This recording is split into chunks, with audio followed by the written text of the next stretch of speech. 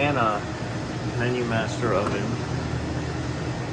She says door open all the time because she broke. So there's the new assemblies. They get two complications. They get pop riveted in, so you have to have a rivet gun. And secondly, they're behind these crow's foot screws to get the panel off.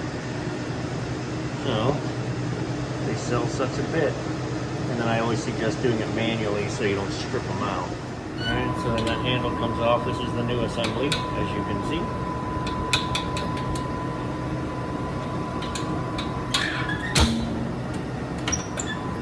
Alright, not an exciting repair, but it is for them because it's the only microwave they have and it wasn't usable.